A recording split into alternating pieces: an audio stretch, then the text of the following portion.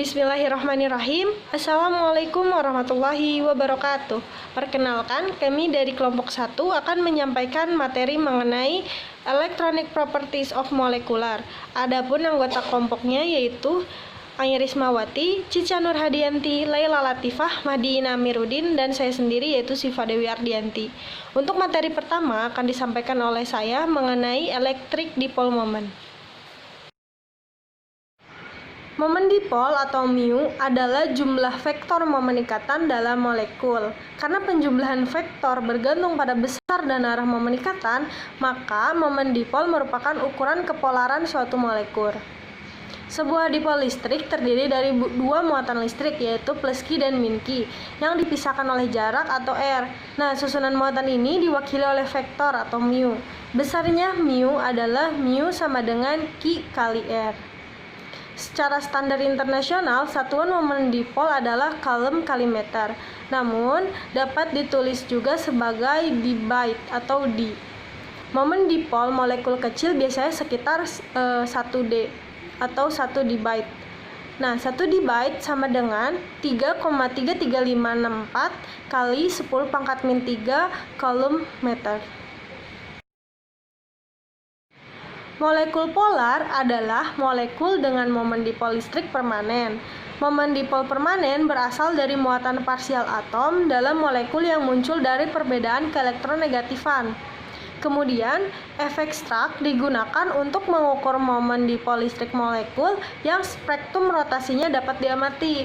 Namun dalam banyak kasus, spektroskopi gelombang mikro tidak dapat digunakan karena sampel tidak mudah menguap atau terurai saat menguap atau terdiri dari molekul yang sangat kompleks sehingga spektrum rotasinya tidak dapat ditafsirkan.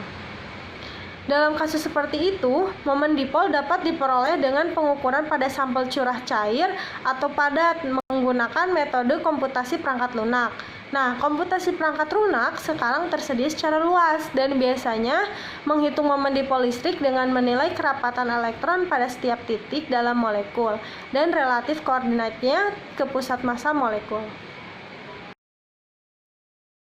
Teknik vektor penjumlahan dapat diterapkan dengan keberhasilan yang baik pada rangkaian molekul terkait lainnya, dan resultan atau mu-res dari dua momen dipol akan membentuk sudut theta, di mana persamaan yang terbentuk yaitu mu-res sama dengan mu1 pangkat 2 ditambah mu2 pangkat 2 ditambah 2 dikali mu1 kali mu2 kali cos theta dipangkatkan setengah. Ketika dua momen dipol memiliki besaran yang sama, maka persamaan tadi dapat disederhanakan menjadi mu-res sama dengan 2 dikali mu1 dikali cos setengah theta. Pendekatan yang lebih baik untuk perhitungan momen dipol adalah dengan memperhitungkan lokasi dan besaran muatan parsial pada semua atom. Nah, untuk menghitung komponen X, kita perlu mengetahui muatan parsial pada setiap atom dan koordinat X atom relatif terhadap suatu titik dalam molekul. Maka persamaan yang terbentuk yaitu mu-X sama dengan sigma J Qj dikali Xj, di mana Qj adalah muatan parsial atom J dan Xj adalah koordinat X atom J, dan sigmanya adalah semua atom dalam bentuk molekul. Nah, kesamaan dengan semua vektor besaran mu terkait dengan tiga komponen yaitu mu-X, mu-Y, dan mu-Z, maka persamaan yang terbentuk adalah mu sama dengan mu-X pangkat 2 ditambah mu-Y pangkat 2 ditambah mu-Z pangkat 2 dipangkatkan setengah. Mungkin sekian pemaparan materi dari saya.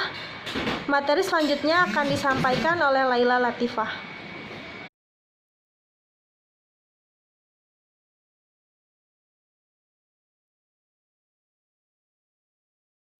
Baik, bismillahirrahmanirrahim. Di sini saya akan menjelaskan mengenai materi polarization atau polarisasi. Nah, polarisasi ini mengacu pada bahan dielektrik sebagai media terpolarisasi. Maka dari itu, saya akan menjelaskan mengenai materi polarisasi dielektrik.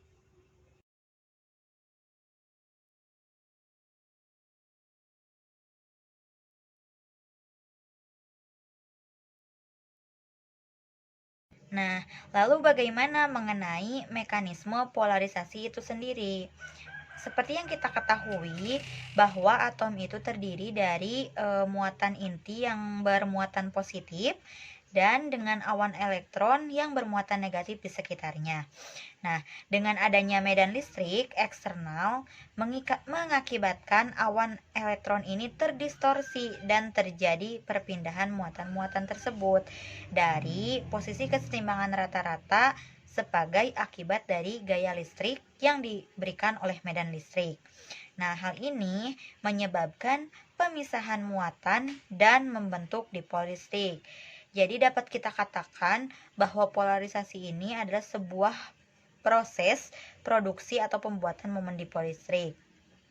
Nah, dalam kasus molekul yang menyusun di elektrik, ada interaksi elektrostatis yang terjadi antara atom-atom dalam molekul dan interaksi elektrostatis ini yang kita sebut sebagai ikatan.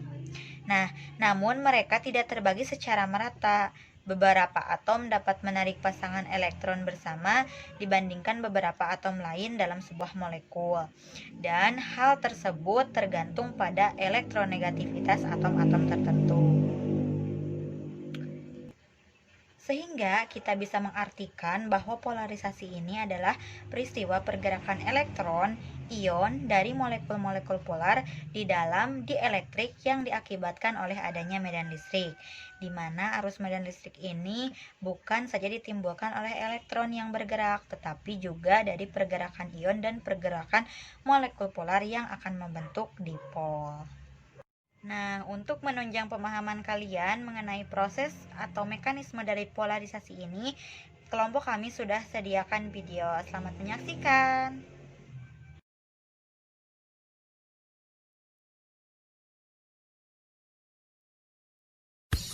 Hi students, this animation and description would help you to learn physics even more easier and better.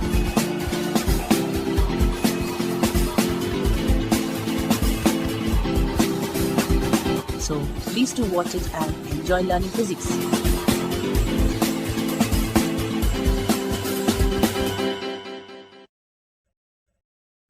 Polarization.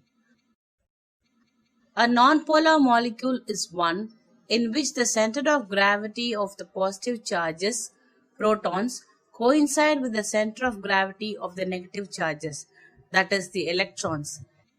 Example, O2 N2 H2. The nonpolar molecules do not have a permanent dipole moment.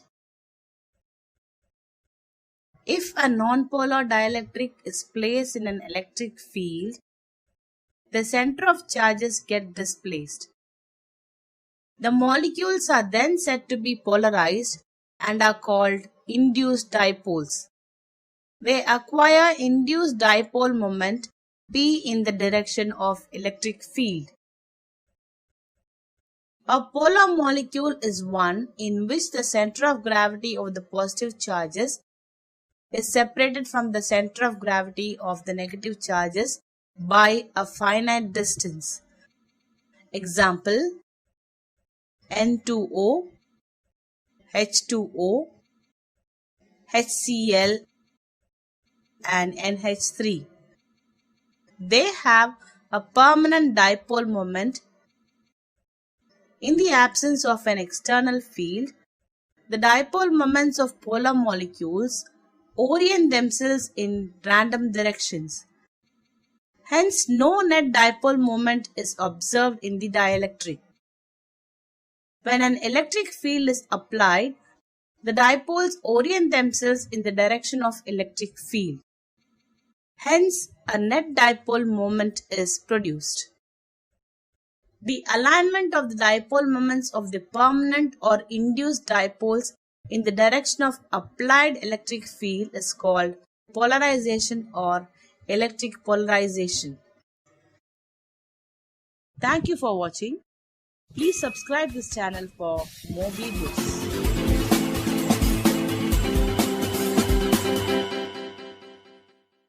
Kemudian yang selanjutnya kita akan berbicara mengenai persamaan dari polarisasi di elektrik. Nah, polarisasi dielektrik ini didefinisikan sebagai momen dipol total per satuan volume. Nah, polarisasi ini disimbolkan dengan huruf P, di mana P sama dengan mu per pi. Mu di sini merupakan simbol dari momen dipol. Nah, jika jumlah persatuan volume adalah N, dari masing-masing memiliki momen dipol, maka polarisasi dapat diperoleh dengan P sama dengan N dikali mu, di mana N itu tadi adalah jumlah molekul per satuan volume. Sekian yang dapat saya sampaikan, dilanjutkan ke pemateri selanjutnya yang akan membahas mengenai polarisabilitas. Selanjutnya saya akan memaparkan materi mengenai polarisabilitas. Polarisabilitas merupakan pergerakan elektron yang mengakibatkan dipol sesaat dalam suatu molekul. Pergerakan atau perpindahan elektron pada suatu atom dapat mengakibatkan tidak meratanya kepadatan elektron pada suatu atom, sehingga atom tersebut mempunyai suatu sisi dipol yang muatan negatifnya itu lebih tinggi dibandingkan sisi yang lain. Pergerakan ini menimbulkan dipol sesaat, sehingga dengan adanya dipol sesaat menyebabkan molekul yang bersifat nonpolar menjadi bersifat agak polar. Polarisabilitas ini merupakan suatu kemudahan molekul untuk membentuk dipol sesaat atau untuk mengimbas suatu molekul. Polarisabilitas berkaitan dengan massa molekul relatif dan bentuk molekul. Nah, pada umumnya makin banyak jumlah elektron dalam molekul, maka molekul tersebut makin mudah mengalami polarisasi. Oleh karena itu, jumlah elektron berkaitan dengan massa molekul relatif, maka dapat dikatakan bahwa makin besar massa molekul relatif, makin kuat gaya Londonnya. Medan listrik yang diterapkan dapat mendistorsi molekul serta menyelaraskan momen dipol yang terinduksi atau dinamakan dengan mu bintang. Umumnya sebanding dengan kekuatan medan atau dinamakan dengan E, dan dapat kita tuliskan dengan persamaan yaitu mu bintang sama dengan A dikali E, di mana A merupakan polarisabilitas molekul. Nah, maka semakin besar polarisabilitas molekul, semakin besar pula momen dipol yang diinduksi oleh bidang yang diterapkan. Selanjutnya itu ada volume polarisasi. Polarisasi memiliki satuan kolom meter kuadrat per joule. Jadi alpha sering dinyatakan sebagai volume polarisasi atau alpha aksen dengan menggunakan hubungan alpha aksen sama dengan alpha per 4 pi dikali E0, di mana E0 adalah permitivitas vakum. Karena satuan 4 pi E0 adalah kolom kuadrat per joule per meter, maka alpha aksen memiliki dimensi volume. Nah, oleh sebab itu dinamakan dengan volume polarisasi. Volume polarisasi serupa besarnya itu dengan volume sebenarnya. Yang kedua itu ada polarisasi pada frekuensi tinggi. Ketika bidang yang diterapkan berubah arah secara perlahan, maka momen dipol permanen memiliki waktu untuk reorientasi seluruhnya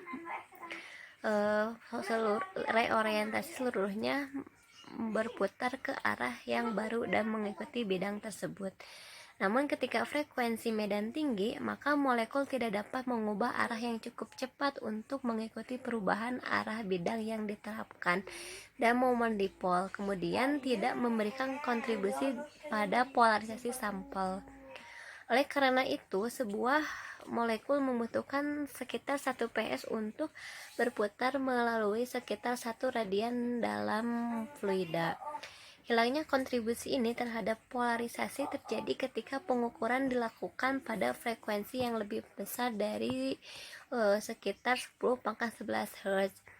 Nah, sehingga dapat dikatakan bahwa polarisasi yang timbul dari momen dipol permanen yang hilang pada frekuensi yang tinggi. Kontribusi berikutnya pada polarisasi yang akan hilang saat frekuensi dinaikkan adalah polarisasi distorsi. polarisasi yang muncul dari distorsi posisi ini oleh bidang yang diterapkan, maka molekul itu dibengkokkan dan diregangkan oleh bidang yang diterapkan dan momen dipol molekul berubah. Waktu yang dibutuhkan molekul untuk membengkok kira-kira kebalikan dari frekuensi getaran molekul, sehingga polarisasi distorsi menghilang ketika frekuensi radiasi dinaikkan melalui inframerah. Hilangnya frekuensi terjadi secara bertahap, sehingga setiap tahap yang berurutan terjadi saat frekuensi dinaikkan di atas frekuensi mode getaran tertentu. Pada frekuensi yang lebih tinggi, hanya elektron yang cukup bergerak untuk merespon arah bidang yang diterapkan yang berubah dengan cepat. Polarisasi yang tersisa itu disebabkan oleh distorsi distribusi elektron dan kontribusi bertahap terhadap polarisasi molekul yang disebut dengan polarisasi elektronik. Berdasarkan jenis molekul atau atom dan perilakunya saat dikenakan medan, maka polarisabilitas bahan dapat dikelompokkan dalam beberapa jenis. Yang pertama yaitu polarisasi elektronik. Polarisasi elektronik ini dapat dibagi menjadi beberapa jenis ditinjau dari unit-unit yang dipindahkan. Masing-masing ion atau atom dalam molekul terdiri dari inti dan elektron. Nah, bila dikenakan medan, maka ion atau atom tersebut menjadi terpolarisasi karena elektron mengalami perpindahan relatif terhadap inti ke arah yang berlawanan dengan arah medan. Hal yang sama juga terjadi pada atom yang bersifat netral. Polarisasi ini juga terdiri dari polarisasi elektronik statis dan polarisasi elektronik bolak-balik. Karena berukuran kecil, elektron memiliki frekuensi alami yang sangat tinggi, yaitu sekitar 10⁻16 Hz pada saat elektron-elektron tersebut membentuk gelombang tegaknya di sekeliling atom. Dengan demikian, polarisasi elektronik tidak terjadi hanya saja pada rangkaian 60 Hz dan pada frekuensi radio, tetapi juga terjadi pada frekuensi cahaya, yaitu sekitar 10⁻15 Hz. Yang kedua yaitu polarisasi ionik. Polarisasi ionik yaitu perpindahan ion negatif dan positif masing-masing ke arah elektroda positif dan negatif. Nah, seperti polarisasi elektronik, polarisasi ionik diimbas karena perpindahan neto terjadi hanya ketika terdapat medan eksternal. Karena lebih masif daripada elektron, ion-ion itu akan terpolarisasi lebih lambat. Polarisasi ionik hanya terjadi pada yang maksimumnya sekitar 10⁻13 Hz. Nilai ini berada di bawah frekuensi cahaya tampak. Oleh karena itu, cahaya yang datang tidak akan menghasilkan polarisasi elektronik. Dan yang ketiga itu adalah polarisasi molekuler. Polarisasi molekuler terjadi apabila molekul-molekul polar berada dalam suatu medan listrik. Pada molekul polar, pusat gravitasi untuk muatan negatif tidak berimpit. Terdapat suatu dipol molekul kecil. Nah, salah satu contohnya adalah metil klorida. Atom klorid memiliki komplement 17 elektron, sedangkan masing-masing atom hidrogen adalah proton yang terekspos yang terletak pada ujung yang terjauh dari suatu ikatan kovalen.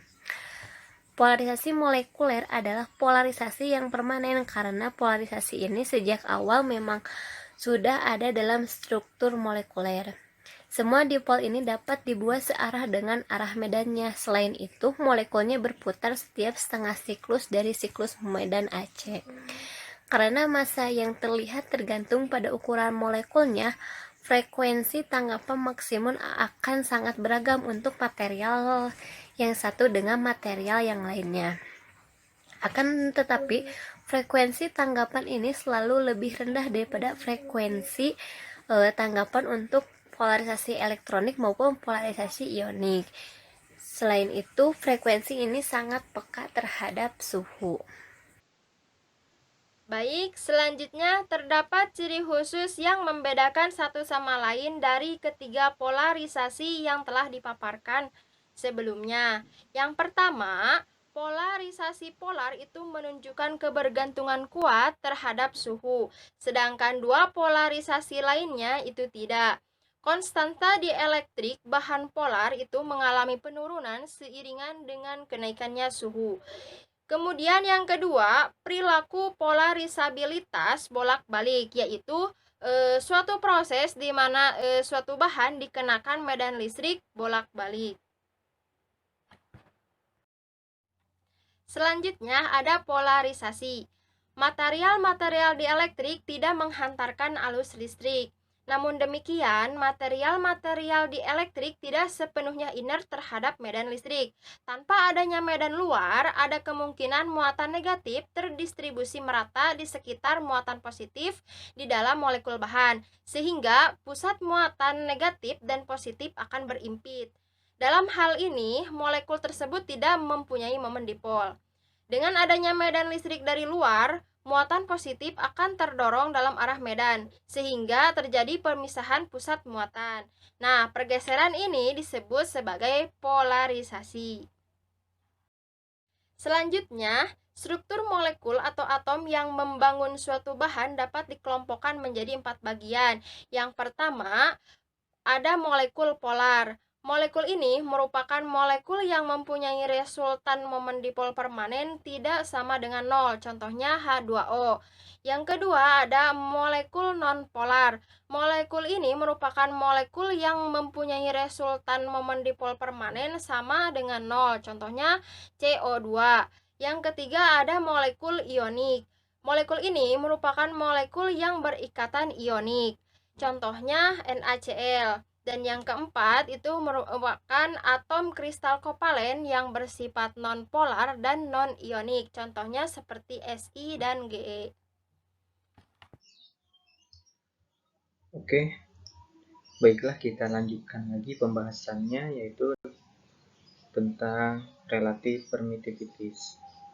Relative permittivities ialah suatu kuantitas fisik yang terkait antara medan listrik dalam suatu material dengan perpindahan listrik dalam bahan tersebut. Relative permittivities ini juga mencerminkan kecenderungan muatan atom yang terpolarisasi sebagai respon dari adanya medan listrik tersebut. Semakin besar kecenderungan muatan atom yang terpolarisasi, maka akan semakin besar juga nilai permittivities-nya. Jadi, bisa dibilang permittivities ini merupakan cara untuk mengukur tingkat resistensi yang dialami setiap kali adanya medan listrik di dalam suatu medium. Selanjutnya,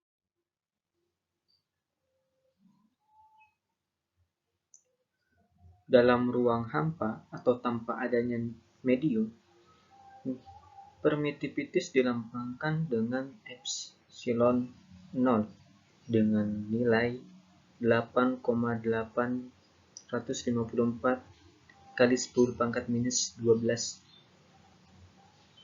F per M, sedangkan dalam medium atau sedangkan di dalam itu ada suatu medium dilambangkan dengan epsilon R. Nah, relative permittivities ini juga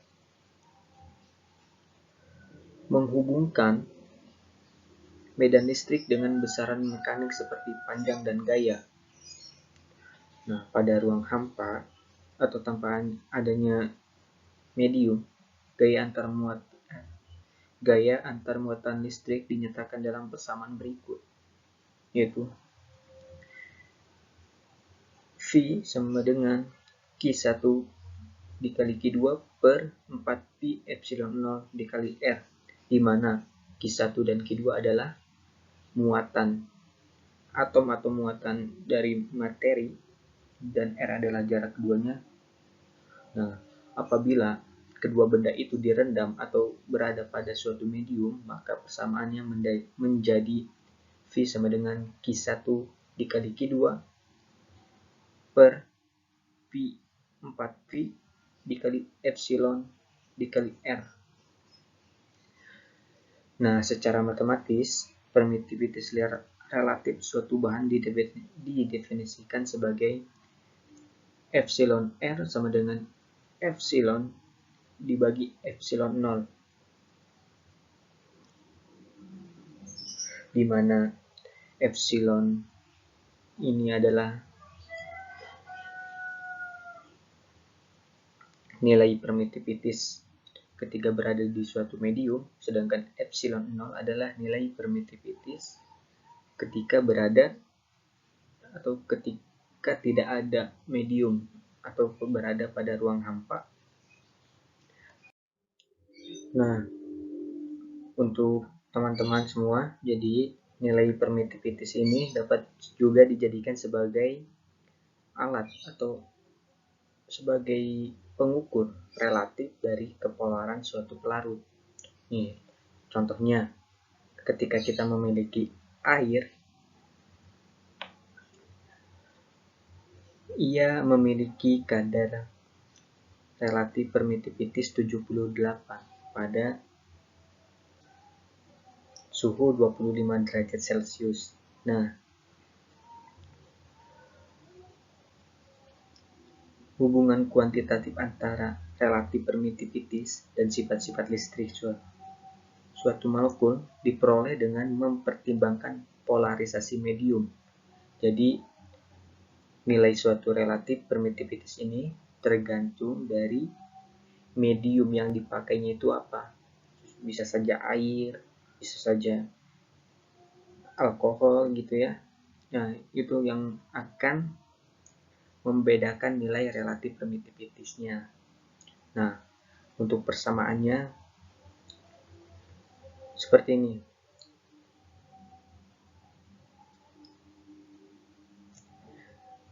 Dijelaskan dengan persamaan Debye, di mana epsilon R dikurang 1 dibagi epsilon R ditambah 2 sama dengan rho dikali PM dibagi M, di mana rho adalah massa jenis sampel,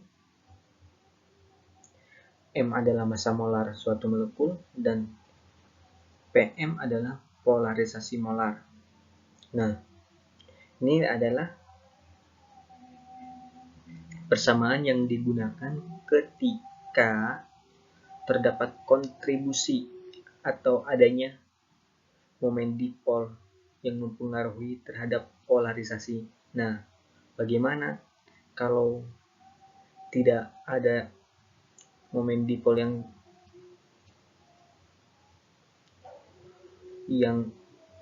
ikut atau yang mempengaruhi terjadinya polarisasi?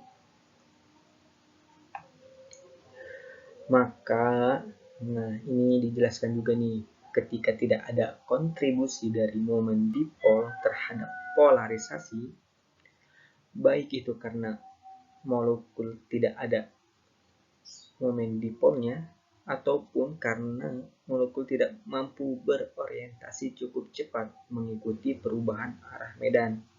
Nah, persamaan yang digunakan adalah epsilon R dikurang 1 dibagi epsilon R ditambah 2 sama dengan rho dikali Na dikali alfa dibagi 3 M dikali epsilon 0. Nah, sekian untuk contoh-contohnya, sudah banyak ya di dalam buku juga. Sekian, terima kasih. Sekian presentasi dari kelompok 1. Mohon maaf apabila ada kesalahan.